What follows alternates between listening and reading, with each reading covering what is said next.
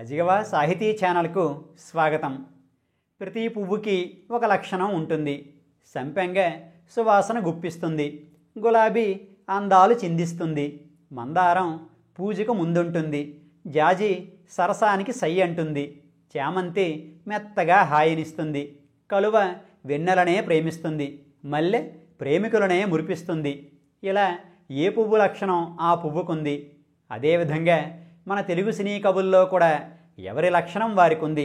మనల్ని సముద్రాల వారు భక్తి గంగలో ముంచగలరు, పింగళి గారు కొత్త భాషతో పెంచగలరు, మల్లాది వారు అచ్చతెనుగుతో మురిపించగలరు, కృష్ణశాస్త్రి గారు చిక్కని కవిత్వంతో అలరించగలరు, కొసరాజు వారు జానపదంతో నవ్వించగలరు, శ్రీశ్రీ గారు నెత్తురుని ఉడికించగలరు, ఆరుద్ర గారు కొంటెగా కవ్వించగలరు, ఆత్రేయ గారు మనసుల్ని ఓదార్చగలరు, సినారే గారు పదబంగారాలు పండించగలరు, దాశరథి గారు లాలిత్యం కురిపించగలరు, సీతారామశాస్త్రి గారు కర్తవ్యం బోధించగలరు, రాజశ్రీ గారు అనువాదాన్ని అసలుగా మార్చేయగలరు. ఇలా ఈ 12 మంది చేసే పనుల్ని వేటూరి గారొక్కరే చేసేయగలరు. అన్ని పువ్వుల పరిమళాలను దేవతావృక్షమైన పారిజాతం ఒక్కటే ఎలా ఇవ్వగలదో అన్ని తీరుల పాటల్ని వేటూరి గారి కలమొక్కటే వేల సంఖ్యలో పుట్టించగలదు, ప్రేక్షకులను మెప్పించనూగలదు. వేలపాటల వేటూరి చమత్కృతిని ఒక్క వీడియోలో బంధించడం సాధ్యమయ్యే పని కాదు. అందుకే ఏవో కాసిన్ని పాటలను, వాటిలో అందమైన భావాలను, మరికొన్ని చమత్కారాలను ఈరోజు ముచ్చటించుకుందాం. సౌలభ్యం కోసం ఈ భాగాన్ని భక్త వేటూరి, ప్రణయ వేటూరి, శృంగార వేటూరి, ప్రబోధ వేటూరి, చమత్కార వేటూరిగా విడగొట్టుకుందాం. ముందుగా భక్త వేటూరి. తెలుగు సినీ సాహిత్యంలోనే ఒక అద్భుతమైన పాట బాపు రమణల భక్త కన్నప్పలోని కిరాతార్జునీయ ఘట్టం. పాశుపతాస్త్రం కోసం అర్జునుడు ఘోరమైన తపస్సు చేస్తుంటాడు. అతని తపస్సు తీవ్రతకు కైలాసం కంపించిపోతుంటుంది. ఆ సమయంలోని పార్వతీ పరమేశ్వరుల మనస్థితులను వర్ణిస్తూ జగము లేలిన వాని సగము నివ్వెరబోయే, సగము మిగిలిన వాని మగము నగవైపోయే అంటారు వేటూరి. పార్వతీ పరమేశ్వరుడిది ఒకటే దేహం. ఆ దేహానికి వారిద్దరూ చెరో సగం. అందులో ఒక సగమైన అమ్మవారు కైలాసం ఎందుకు కంపిస్తుందో తెలియక నివ్వెరపోయిందట. అలానే ఆ దేహంలో మరో సగమైన అయ్యవారు అర్జునుడి తపస్సుకు ఆహ్లాదం కలిగి చిరునవ్వులు చిందించారట. ఇది వేటూరు వారు చేసినటువంటి అర్ధనారీశ్వర దర్శనం.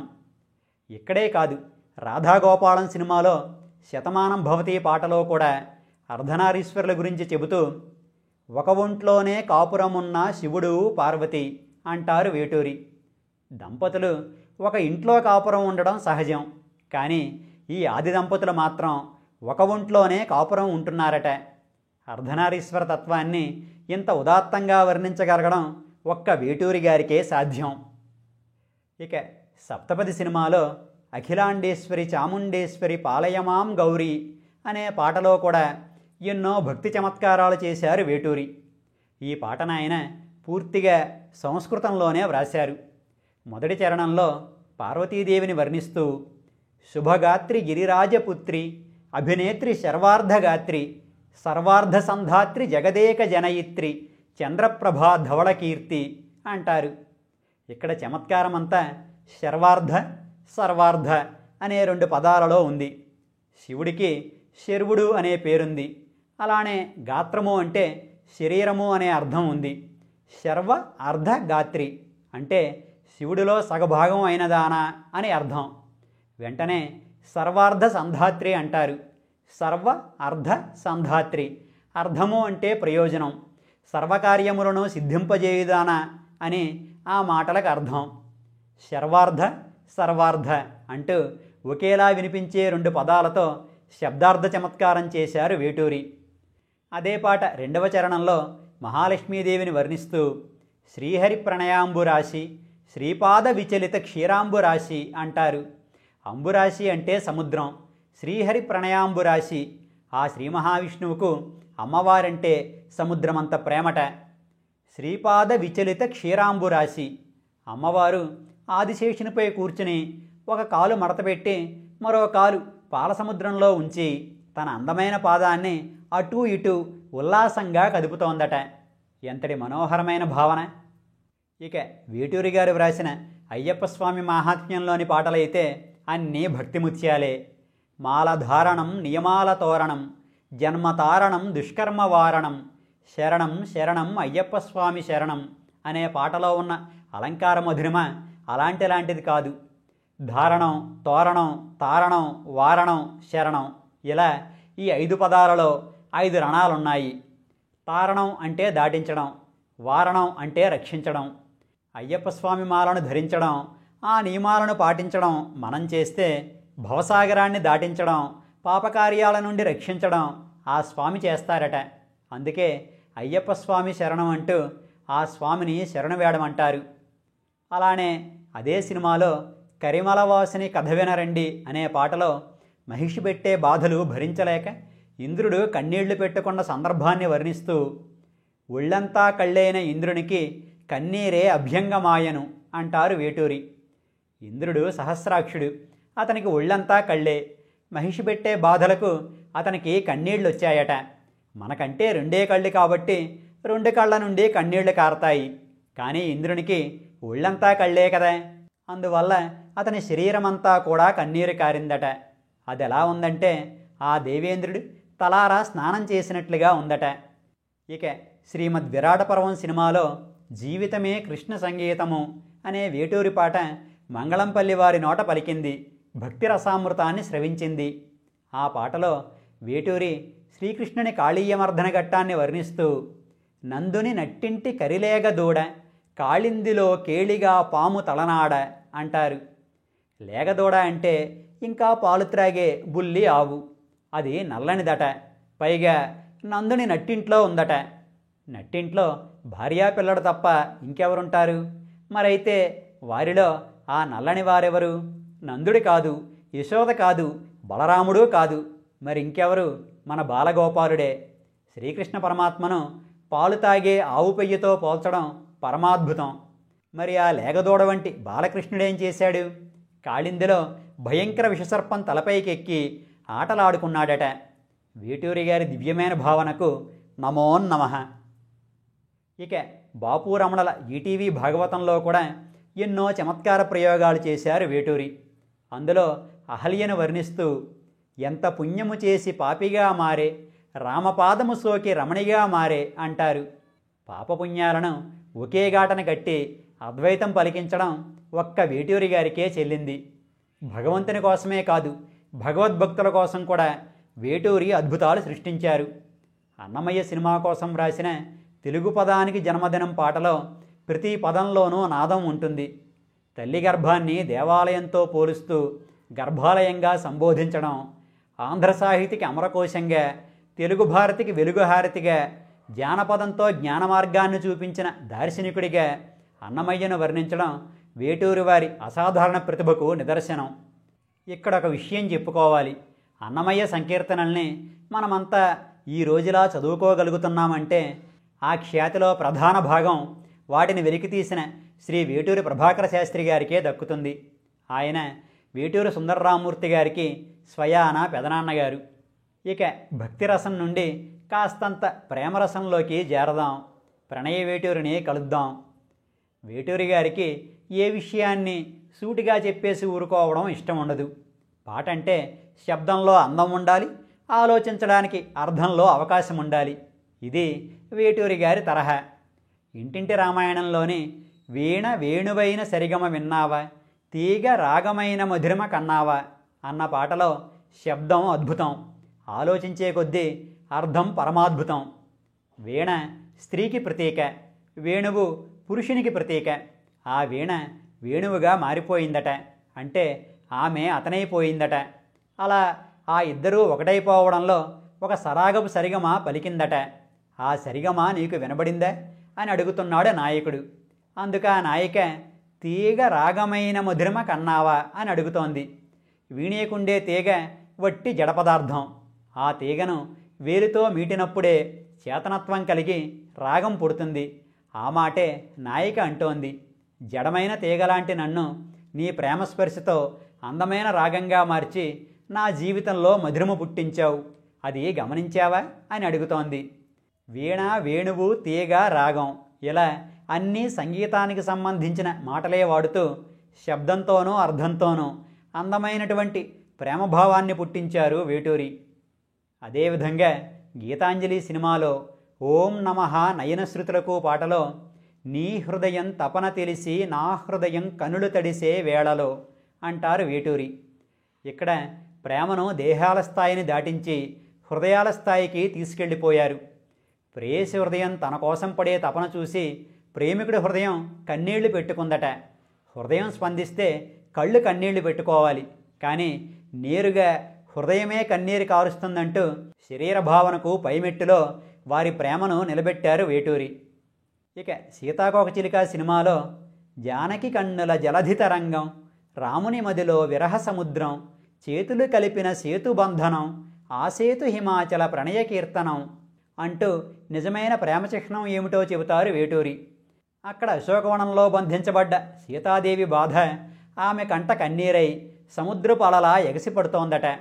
ఇక్కడ రాముడి మనస్సులో భార్యా వియోగ శోకం సముద్రంలా ఉప్పొంగుతోందట.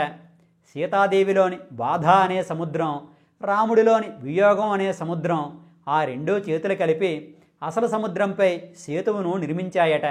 అలా సీతారాముల ప్రేమ కథను సుఖాంతం చేసినటువంటి ఆ సేతువే భారతీయులకు ప్రణయగీతంగా మారిందట.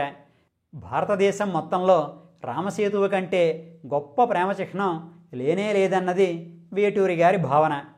అలానే పంతులమ్మ సినిమాలో మానసవీణ మధుగీతం, మన సంసారం సంగీతం అనే పాట మరో అద్భుతం. తెలుగు సినిమా పాటల్లో మొదటిసారిగా నంది పురస్కారం అందుకున్న పాట ఇది. అందులో కురిసేదాకా అనుకోలేదు శ్రావణ మేఘమని, తడిసేదాకా అనుకోలేదు తీరని దాహమని, కలిసేదాకా అనుకోలేదు తీయని స్నేహమని అని పాడుకుంటారా దంపతులు. శ్రావణమాసం వర్ష ఋతువులోనిది. శ్రావణ మేఘాలు కుండపోతగా వర్షం కురిపించడానికి ప్రసిద్ధి. తమ మధ్య ఏర్పడ్డ బంధం అంతటి అనురాగ వర్షాన్ని కురిపిస్తుందని వారు అనుకోలేదట. ఆ అనురాగ వర్షంలో తడిసి ముద్దయ్యే వరకు ప్రణయదాహం తీరేది కాదని వారికి తెలియలేదట. చివరికి ఒకరికొకరు పూర్తిగా దగ్గరయ్యే వరకు ప్రేమలో ఉండే మాధుర్యం అనుభవంలోకి రాలేదట. అలా కురిసేదాకా, తడిసేదాకా, కలిసేదాకా అని పాదాల మొదట్లో మేఘమని, దాహమని, స్నేహమని అంటూ పాదాల చివర్లో అంత్యానుప్రాసాలంకారాలద్ది పాటకు చిరంజీవత్వాన్ని కల్పించారు వేటూరి. ఇక పడమటి సంధ్యారాగం సినిమాలో భారతదేశానికి చెందిన అమ్మాయి, అమెరికాకు చెందిన అబ్బాయి ప్రేమించుకుంటారు. మరి వారి ప్రేమను వర్ణించినప్పుడు వారి భావాలనే పలికించాలి కదా. అందుకే ఏ దేశమైనా ఆకాశం ఒకటే, ఏ జంటకైనా అనురాగం ఒకటే, అపురూపమీ ప్రణయం అంటారు వేటూరి. ఏ దేశంలో చూసినా ఆకాశం ఒకటే ఉంటుంది. అది అమెరికాలో అయినా సరే, భారతదేశంలో అయినా సరే. అలానే ఏ దేశంలో ప్రేమికుల మధ్యనైనా అనురాగం ఉంటూనే ఉంటుంది. ఆకాశానికి అనురాగానికి ఎల్లలన్నవే లేవు. ప్రేమ ఒక అపురూపమైన భావన. అది దేశకాలాలకు కట్టుబడేది కాదన్నది వేటూరి గారి కవి హృదయం. వేరే దేశాలకు చెందిన ప్రేమికులకే కాదు, వేరే లోకాలకు చెందిన ప్రేమికులకు కూడా పాడుకోవడానికి మన వేటూరి గారి పాటే కావాలి.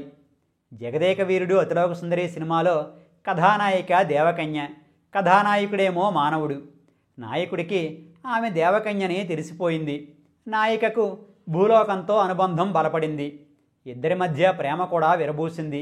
ఆ సమయంలో ప్రియతమా అంటూ వారిద్దరూ కలిసి ఓ పాట పాడుకున్నారు. అందులో మేనకల్లే వచ్చి జానకల్లే మారే కులము గుణము అన్నీ కుదిరి అంటూ ఒక్క వాక్యంతో ఆ సినిమా కథంతా చెప్పేశారు వేటూరి. మేనక దేవలోకానికి చెందిన ఒక అప్సరస. అప్పట్లో విశ్వామిత్రుడి తపస్సు చెడగొట్టడం కోసం ఆమె భూలోకానికి వచ్చింది.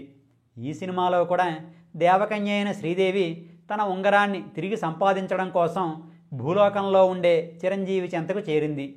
కానీ తీరా వచ్చాక ఈమె మేనకలా కాకుండా నిజంగానే అతన్ని ప్రేమించడం మొదలుపెట్టింది. ఎంతల్లా అంటే సీత రాముణ్ణి ప్రేమించినంతగా.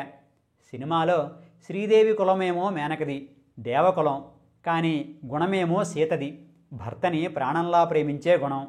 అందుకే మేనకల్లే వచ్చి జానకల్లే మారే కులము గుణము అన్నీ కుదిరి అన్నారు వేటూరి.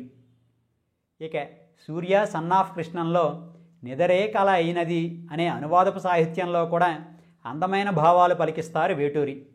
అభిమానం అనేది మౌనం పెదవులపై పలకదులే, అనురాగం అనే సరాగం స్వరములకే దొరకదులే అంటారు. మన మనసులో ఉన్న అభిమానాన్నంతా అవతలి వారికి మాటల్లో చెప్పడం సాధ్యం కాదు. అందుకే అభిమానం అనేది పెదవులపై పలికేది కాదంటారు. అలానే అనురాగపు మాధుర్యాన్ని అనుభవించే తెలుసుకోవాలి తప్ప వేరే మార్గం లేదంటారు. రాగాన్ని స్వరాలతో చెప్పొచ్చు, కానీ అనురాగాన్ని చెప్పడానికి ఏ స్వరాలు సరిపోవన్నది వేటూరి గారి భావన. మనం ఇప్పటి వరకు చెప్పుకున్న ప్రేమ గీతాలలో కేవలం హృదయ స్పందనలే కానీ శృంగార భావనలు లేవు. ఇప్పుడు మాత్రం కాసిన్ని సరస శృంగార గీతాలను ముచ్చటించుకోవడానికి శృంగార వేటూరి దగ్గరికి వెళదాం. బాపు రమణల బుల్లెట్ సినిమాలో చెక్కిలి గింతలు పెట్టే పాట ఒకటి ఉంది. కథానాయకుడు నాయికతో రాధ కృష్ణుడికి ఏమిస్తుందో ఇస్తావా మరి అంటాడు మురిపంగా. అందుకు నాయిక సీతకు రాముడు ఏమవుతాడో అవుతావా మరి అంటుంది గుంభనంగా. ముందు ఇవ్వు మరి అని అతడు, ముందు అవ్వు మరి అని ఈమె. ఇలా శృంగారానికి సంబంధించినటువంటి ఒక్క పదం కూడా లేకుండా రాధాకృష్ణుల్ని సీతారాముల్ని ప్రస్తావిస్తూ అద్భుతమైనటువంటి శృంగార భావన పలికించారు వేటూరి. రాధ కృష్ణుడికి ఏమిస్తుందో, సీత రాముడికి ఏమవుతుందో మనకు తెలియంది కాదు. కానీ ముందు ఇవ్వు మరి అంటూ నాయకుడు తొందరపడటంలోనూ, ముందు అవ్వు మరి అంటూ నాయిక అతన్ని వారించడంలోనే అసలు సరసం దాగుంది. ఆదిత్య 369లోని నెరజాణవులే వరవేణవులే అనే పాటలో శృంగారాన్ని ఎంతో సరసంగా పండిస్తారు వేటూరి. పాట పాడేది శ్రీకృష్ణదేవరాయల ఆస్థాన నర్తకి కనుక ఆ స్థాయిలోనే పదాలు గుప్పించారు వేటూరి. ఆ నర్తకికి కథానాయకుడి మీద మోహం, కానీ అతనికేమో ఆమెంటే విముఖత. దానితో ఆ సుందరీమణి అతన్ని అలరించడానికి తన వంపు సంపులన్నీ ప్రదర్శించడం మొదలుపెట్టింది. చెలి వంపులలో హంపి కళ ఊగే ఉయ్యాల, చెలి పయ్యదలో తుంగ అల పొంగే ఈవేళ అని కిలికించితాలు ప్రదర్శిస్తూ నర్తిస్తుంటుంది. హంపి శిల్పాలన్నీ ఆమె వంపుల్లో ఉయ్యాలలూగుతున్నాయట. ఆమె పయ్యదలో అంటే ఆమె పైట మీదనే తుంగానది పొంగుతోందట. ఇక్కడ చమత్కారం ఏంటంటే వారున్నది విజయనగర సామ్రాజ్యంలో. హంపి ఆ సామ్రాజ్యానికి రాజధాని. అందుకే హంపి కళా చాతుర్యమంతా నా వంపుల్లోనే ఉందంటోంది. అలానే తుంగ భద్ర అనే 2 నదులు కలిసి తుంగభద్ర నది అవుతుంది. అవి ప్రవహించేవి కూడా ఆ కన్నడ దేశంలోనే. అలా సరసకవిత్వంలో కూడా దేశకాలాలను మరిచిపోకుండా పాటకు అందాలెద్దారు వేటూరి. ఇక రాంబంటూ సినిమాలోని సందమామ కంచమెట్టి పాటలో భాషతోనూ భావంతోనూ చమత్కార శృంగారం పండించారు వేటూరి. అనుకోని పరిస్థితుల్లో తన యజమాని కుమార్తెనే పెళ్లి చేసుకుంటాడు కథానాయకుడు. ఆమెంటే అతనికి చెప్పలేనంత ఇష్టం, గౌరవం. కానీ భారీగా భావించాలంటే అతగానికి మనసొప్పుకోదు. దానితో ఆమెకు దగ్గరగా మసలుకోడు. ఆమె మాత్రం అతన్ని మనసారా ప్రేమించడం మొదలుపెడుతుంది. అటువంటి చిత్రమైన దాంపత్యంలో ఆమె అతన్ని ఉడికిస్తూ పాడే పాట ఇది. అందులో మురిపాలా విందంటే ముసిగెడతాడు, విన్నపాలు వినమంటే విసుగంటాడు, బుగ్గపండు కొరకడు పక్కపాలు అడగడు, పలకడు ఉలకడు పంచదార చిలకడు అంటూ అతగాణ్ణి కవ్విస్తుందా భార్యామణి. మురిపాలతో విందు చేసుకుందాం రండి అంటే వెంటనే ముసుగు పెట్టేస్తారట. పోనీ నేను చెప్పేదైనా వినండి అంటే నాకు విసుగు అంటారట. భార్యకు బుగ్గపై ఒక ముద్దు కూడా పెట్టడట. పోనీ కనీసం ప్రక్కన పడుకోనైనా పడుకోడట. ముద్దు ముచ్చట్లాడదామంటే ఉలకడట పలకడట. ఇన్ని నిష్ఠూరాలాడుతూ కూడా నా మగడు పంచదార చిలకడే అంటుందా భామామణి. పంచదార చిలక స్త్రీలింగం అయితే పంచదార చిలకడు వేటూరి గారు పుట్టించినటువంటి పుల్లింగం. పంచదార చిలకడు అన్న మాటకు మరో అర్థం కూడా కనిపిస్తోంది. తమ జీవన మధురములో తీయదనాన్ని చిలికించడం లేదంటూ ఆమె చేసే ప్రణయపు ఆరోపణ అది.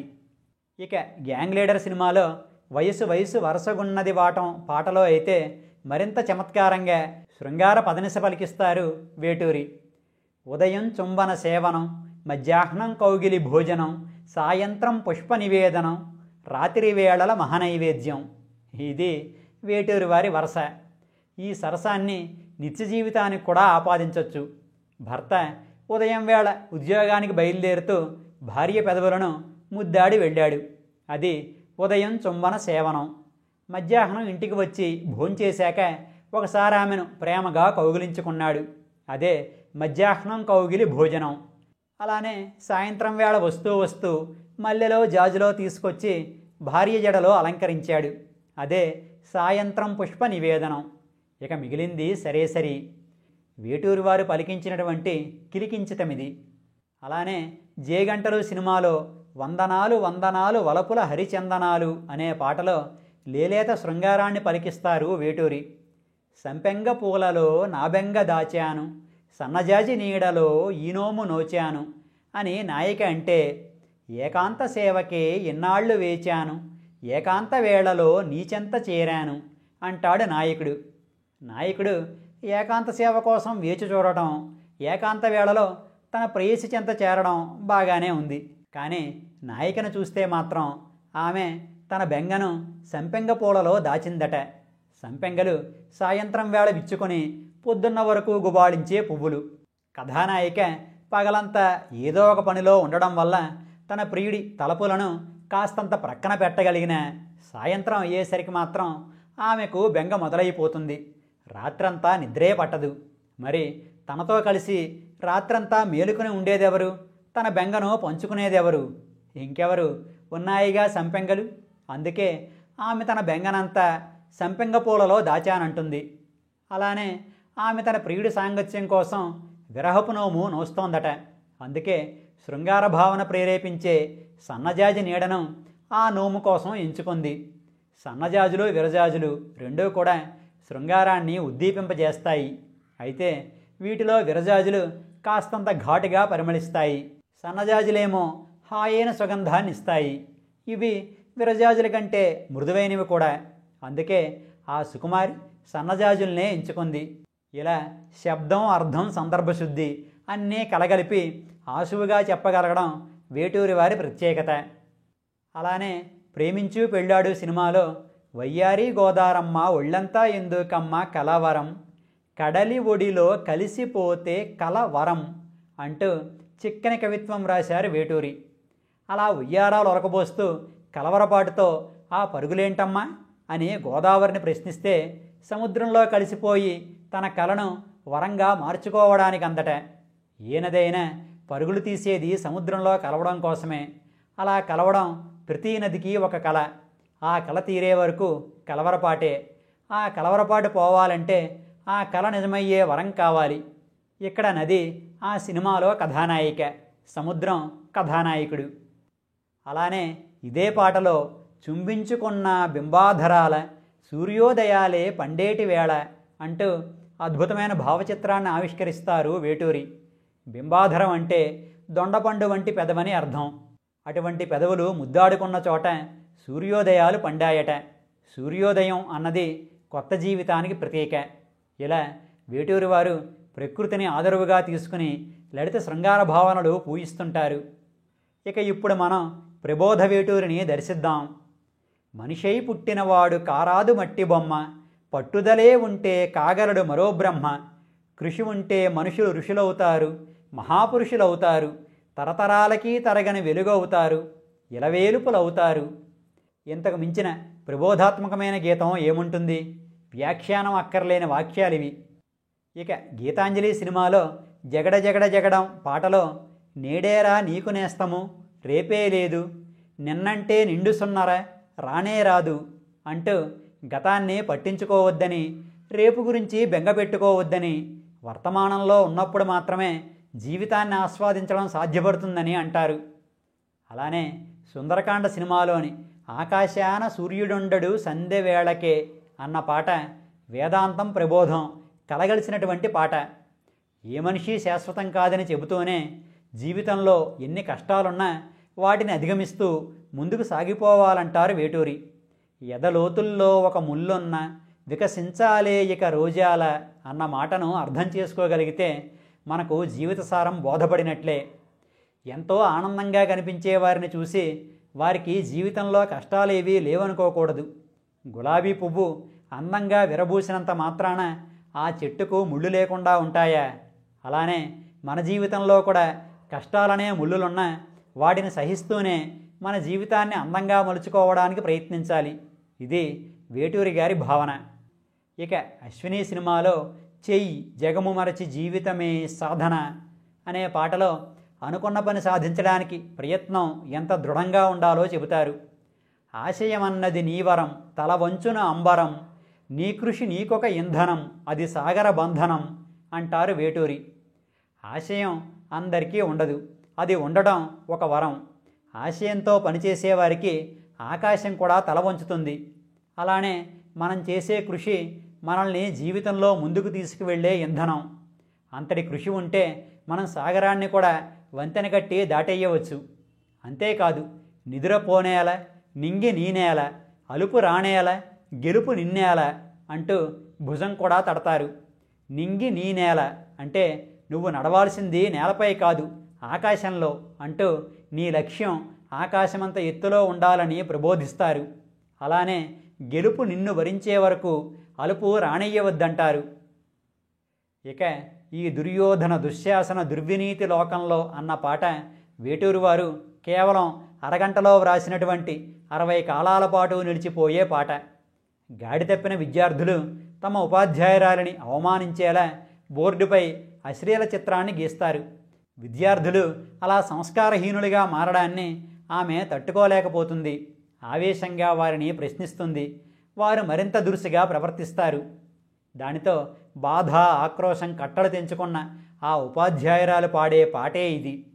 పుడుతూనే పాలకేడ్చి పుట్టి జంపాలకేడ్చి పెరిగి పెద్ద కాగానే ముద్దు మురిపాలకేడ్చి తనువంతా దోచుకున్న తనయులు మీరు అంటూ పురుషుడు ప్రతి దశలోనూ స్త్రీమూర్తిని ఎలా తన అవసరాల కోసం ఉపయోగించుకుంటాడో ఆవేశంతో చెప్పిస్తారు వేటూరి.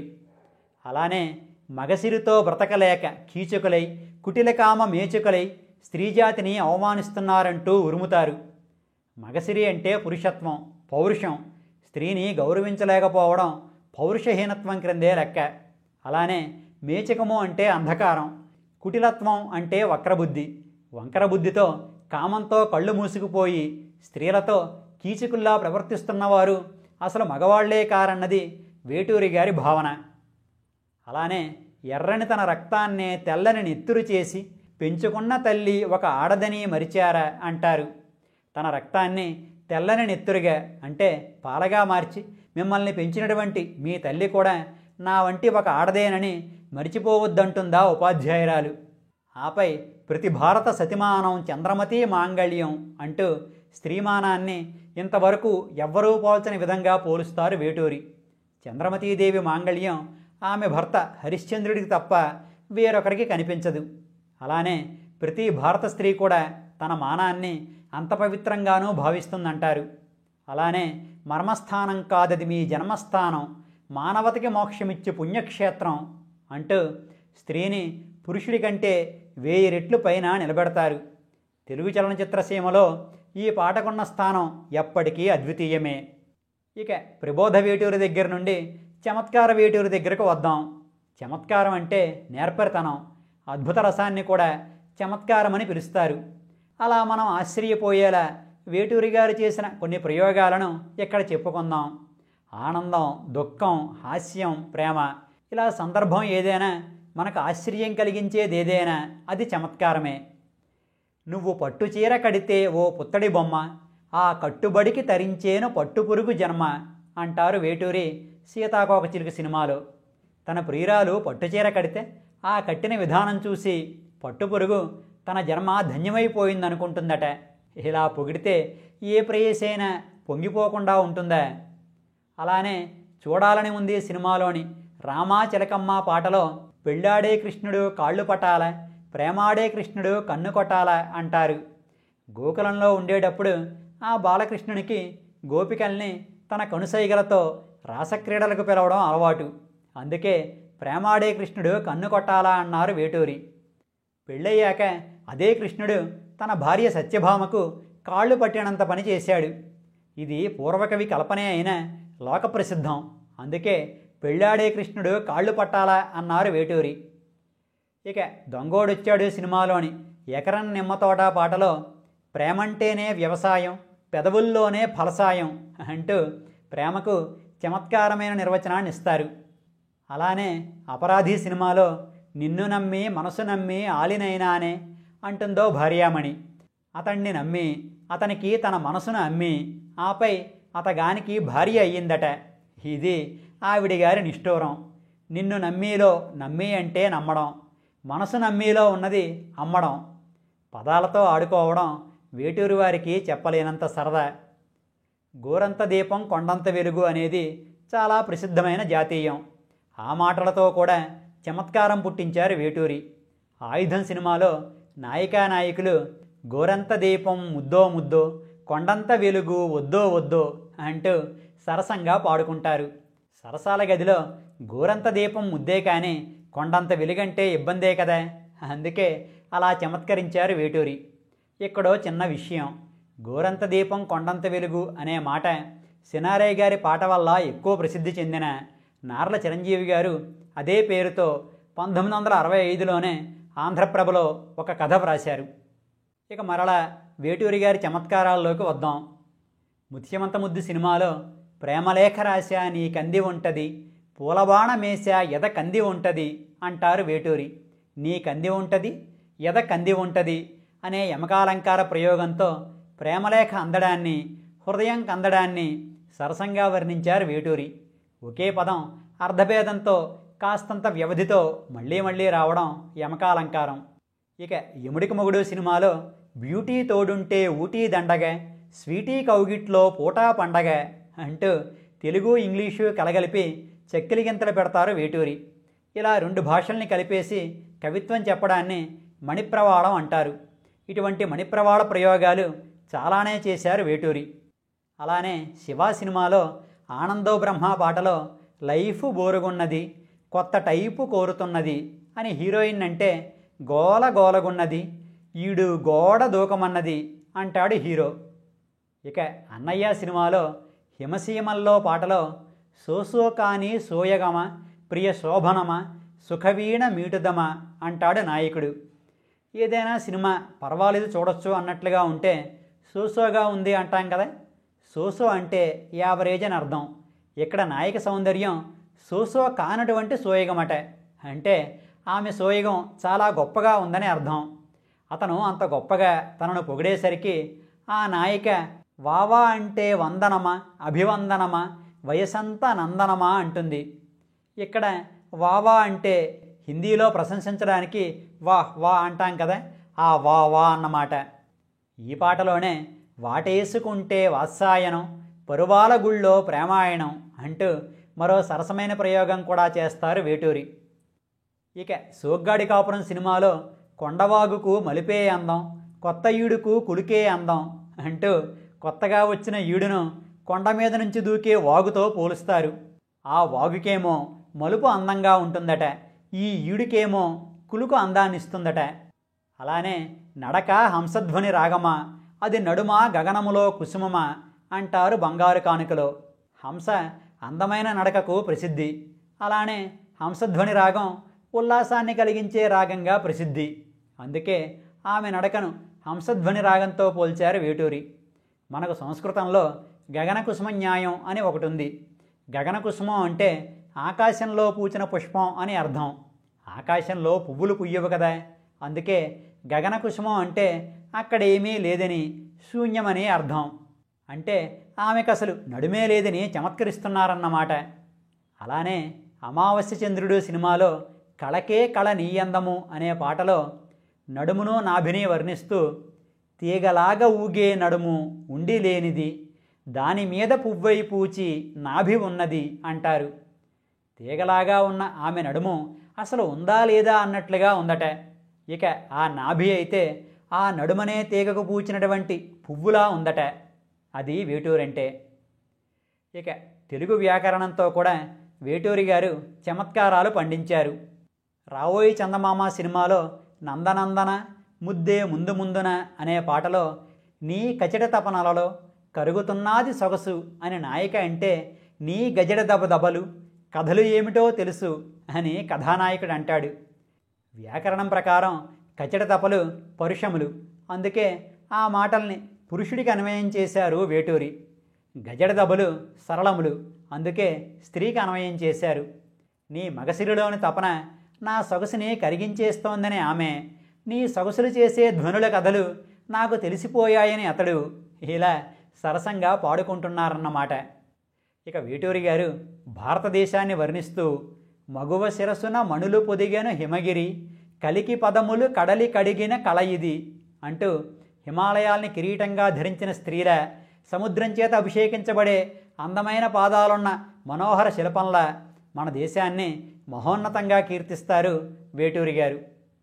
ఇక మన వేటూరి వారికి వాగ్గేయకారులన్న, తన ముందు తరం కవులన్న అపారమైన అభిమానం. శుభోదయం సినిమాలో కంచికి పోతావా కృష్ణమ్మ అనే పాటలో నాయికను వర్ణిస్తూ త్యాగరాజ కీర్తనల్లే ఉన్నాదీ బొమ్మ, రాగమేదో తీసినట్టు ఉందమ్మ అంటారు. తన ప్రేయసి త్యాగరాజస్వామి వారి కీర్తన ఎంత మధురంగా ఉంటుందో అంత మధురంగా ఉందట. అలానే సంగీతంలో రాగం తీసినప్పుడు ఎంత మనోహరంగా ఉంటుందో ఆమె అంత మనోహరంగానూ ఉందట.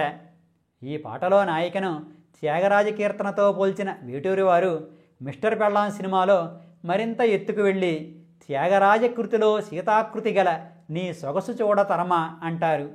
ఈసారి త్యాగరాజ కీర్తనలో వర్ణించబడ్డ సీతాదేవి ఆకృతిలో నువ్వు ఉన్నావంటూ నాయికను వర్ణిస్తారు. ఇలా ఈ పాటలలో త్యాగరాజస్వామిని స్మరించుకున్న వేటూరి గారు యమహానగరి కలకత్తాపురి పాటలో చిరుత్యాగరాజు నీకృతినే పలికెన మరి అంటూ పట్నం సుబ్రహ్మణ్యయ్యర్ గారిని కూడా స్మరించుకుంటారు. ఈ పట్నం సుబ్రహ్మణ్యయ్యర్కు గురువుగారు త్యాగరాజస్వామికి ప్రత్యక్ష శిష్యుడైనటువంటి ఆకుమళ్ళ వెంకట సుబ్బయ్య గారు. అంటే పట్నం సుబ్రహ్మణ్యయ్యర్ గారు త్యాగరాజస్వామికి ప్రశిష్యుడన్నమాట. అందుకే ఆయనను చిరుత్యాగరాజని సంబోధించారు వేటూరి. ఈ యమహానగరి కలకత్తాపురి పాట రఘువంశ సుధాంబుది చంద్రశ్రీ అనే ప్రసిద్ధ కీర్తన బాణీలో సమకూర్చబడింది. అందుకే ఆ కీర్తన వ్రాసినటువంటి పట్నం సుబ్రహ్మణ్యయ్యర్ గారిని స్మరించుకుంటూ చిరుత్యాగరాజన్నారు వేటూరి. సుబ్బరాజు గారి మనవణ్ణి బుల్లి సుబ్బరాజు గారు అన్నట్లు త్యాగరాజు గారి ప్రశిష్యుణ్ణి చిరుత్యాగరాజన్నారు వేటూరి. సినిమాలో పాట పాడేది కూడా చిరంజీవి కనుక చిరుత్యాగరాజ్ అన్నది అతని పేరుకు కూడా అతికి మరింత చమత్కారం తెచ్చింది. ఇక వేటూరి వారికి కవి సమ్రాట్ విశ్వనాథ సత్యనారాయణ గారంటే చెప్పలేనంత ప్రీతి. కిన్నెరసాని వచ్చిందమ్మా వెన్నెల పైటేసి, విశ్వనాథ కవితై అది విరుల తేనె చినుకై, కోణలమ్మ కులికై అది కూచిపూడి నడకై అనే అద్భుతమైన రసగీతంలో విశ్వనాథ వారిని స్మరించుకుంటారు వేటూరి. కిన్నెరసాని గోదావరికి ఉపనది. ఆ కిన్నెరసాని శుక్లపక్ష రాత్రుల్లో పరుగులు తీస్తుంటే దానిపై పడే వెన్నెల ఆ నదికి పైటలా ఉందట. విశ్వనాథ కవితల, పువ్వుల్లో ఉండే మకరందపు చినుకల, కోణలమ్మ కులుకల, కూచిపూడి నడకలా వస్తోందట. ఇక్కడ కేవలం ఈ ఉపమానాలు నదికే కాదు, ఆ నది సోయగమంతా కలబోసుకున్న ఆ కథానాయికకు కూడా. విశ్వనాథవారు కిన్నెరసాని నది ఇలా పుట్టిందంటూ ఒక అందమైన కల్పన చేసి కిన్నెరసాని పాటలు వ్రాశారు. ఆ గేయకావ్యం ప్రఖ్యాతి అంతా ఇంతా కాదు. అందుకే విశ్వనాథ కవితై అన్నారు వేటూరి. అలానే కోణలమ్మ ఒక గ్రామదేవత, సంతానాన్ని ప్రసాదించే అమ్మవారిగా ప్రసిద్ధి. ప్రాచీన కాలం నుండి కూడా కోణలమ్మ మొగటంతో కొన్ని పద్యాలు జానపదుల నోళ్లలో నానుతుండేవి. జపతపంబుల కన్న చదువు సాముల కన్న ఉపకారమేమిన్న ఓ కోణలమ్మ, ఆడి తప్పిన వాని నాలి నేలని వాని ఆదరించుట హాని ఓ కోణలమ్మ. ఇలా ఎంతో సొగసుగా సాగిపోతుంది వాటి నడక. అందుకే కోణలమ్మ కులికై అని వాడారు వేటూరి. అలానే కూచిపూడి మన తెలుగు నేలపై ఎదిగినటువంటి నాట్య పద్ధతి. భామాకలాపంలోని భామనే సత్యభామనే అనే అత్యద్భుతమైన నడకా నాట్యం ఈ కూచిపూడి నృత్యరీతిలోనివే. అందుకే కూచిపూడి నడకై అని అన్నారు వేటూరి. ఇలా తెలుగుతనం నిండినటువంటి ఉపమానాలతో నాయికను వర్ణించడం వేటూరి వారికే చెల్లింది. ఇక్కడ మరొక్క విషయం, ప్రాచీన కోణలమ్మ పదాలను సేకరించి మొదటిసారిగా తన బాలభాషలో ప్రచురించిన వారు శ్రీ వేటూరి ప్రభాకర శాస్త్రి గారు. ఆయన ఇందాక చెప్పుకున్నట్లుగా మన వేటూరి గారికి స్వయానా పెదనాన్న. ఆ తరువాత కాలంలో అదే ఓ కోణలమ్మ మొగటంతో ఆరుద్ర గారు కూడా ఎన్నో అందమైన కోణలమ్మ పదాలు వ్రాశారు. ఇక అడవిరాముడు సినిమాలో కోకిలమ్మ పెళ్లికి కోనంతా పందిరి, చిగురాకులు తోరణాలు చిరుగాలే సన్నాయి అనే భావగీతం వంటి పాట ఒకటి వ్రాశారు వేటూరి. ఆ పాటలో కోకిలమ్మ పెళ్ళి అనే మాట కూడా విశ్వనాథ్ వారు రచించినటువంటి కోకిలమ్మ పెళ్ళి అనే మరో గేయకావ్యాన్ని సూచిస్తుంది. సిరి చందనపు చెక్క లాంటి భామ పాటలో కూడా ఇది కోకిలమ్మ పెళ్లి మేళమా, నీ పదమా, అది విశ్వనాథ ప్రేమగీతమా, నీ ప్రణయమా అంటూ మరోసారి కోకిలమ్మ పెళ్లిని స్మరించుకున్నారు వేటూరి. ఇక మధురతర మీనాక్షి పాటలో విశ్వనాథుని ఏకవీర ఆ తమిళ మహిళల వలపు కథ అంటూ విశ్వనాథవారి ఏకవీర నవలను కూడా స్మరించుకుంటారు. ఈ పాట గురించి మన అజిగవలో ప్రత్యేకంగా ఒక వీడియోనే చేసుకున్నాం. అలానే సరిగమలు సినిమాలో గోదావరి పయ్యద, కృష్ణమ్మ నీవాల్జడ, నిండారే తెలుగింటి అందాలే వెలిగించే నండూరి వారింకిల అంటూ నండూరి సుబ్బారావు గారి ఎంకి పాటల్ని తలంచుకుంటారు వేటూరి. తెలుగుతనంతో తొణికిసలాడే ఆ పాటల్లో నాయక పేరు ఎంకి. అందుకే నిండారే తెలుగింటి అందాలే వెలిగించే నండూరి వారింకిల అన్నారు వేటూరి. నిండారు అంటే నిండైన అని అర్థం.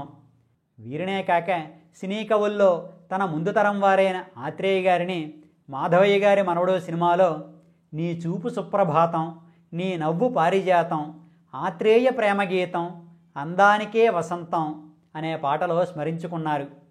ఆత్రేయ గారి పాటను సుప్రభాతం, పారిజాతం, వసంతం వంటి అద్భుతమైనటువంటి ఉపమానాల చెంత నిలబెట్టి ఆ మనసు కవి స్థాయి ఎంతటిదో చెప్పుకొచ్చారు వేటూరి. వీరే కాదు, ఇంకా అనేక మంది కవులు, కళాకారులు వేటూరి వారి పాటల నిండా కనిపిస్తారు. ఇక ఈ భాగంలో చివరిగా వేటూరి వారి సుదీర్ఘమైన వాక్య విన్యాసాల గురించి చెప్పుకుందాం.